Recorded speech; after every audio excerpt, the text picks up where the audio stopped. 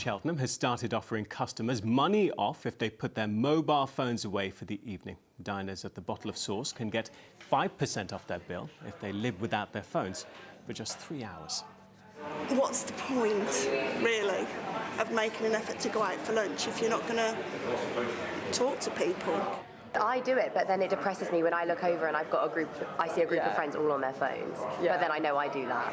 It's really... When you realise that you're all sat in silence, you're like, yeah, it feels a bit wrong. It's rude, isn't it? We want people to interact with each other. We don't want them to be on their phone, sat in the corner being antisocial.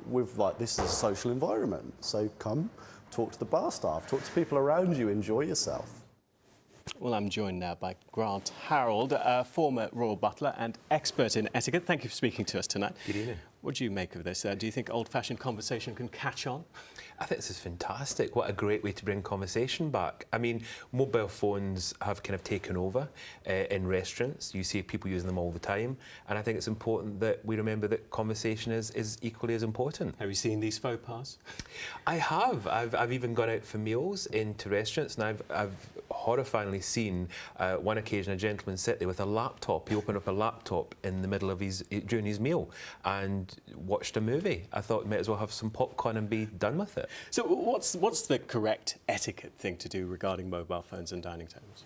I think it's really, if you want your mobile phone with you, which a lot of people do, keep them switched off. Have them on vibrate in your pocket, especially if you are expecting an important message. Let other people know that you're expecting a call, and then excuse yourself from the table. But don't make the whole meal about your mobile phone, so you're sitting there looking at it, or we're still actually having a conversation or texting on it. It's really bad manners. It's a real 21st century family problem, isn't it, having the mobile phone there? It is. Younger people use them all the time. I've got friends who've got children. They'll even text each other in the same room. They'll interact with each other through social media. I understand social media, and I can see why they do it, but it's important that they realise they shouldn't really be doing that all the time, and especially around the elders. You know, the older people don't understand all this craze, and they want good old-fashioned conversations. These days now, people are photographing their food as well, so you're never going to take that away, are you?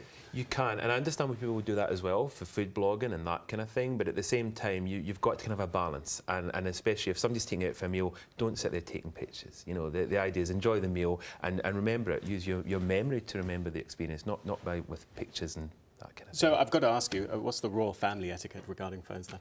Oh, they're of course, with etiquette, they're masters, and of course, you would never see a mobile phone at a table. Well, certainly not on my watch. Grant Harrold, thank you very much for speaking to us. Thank you.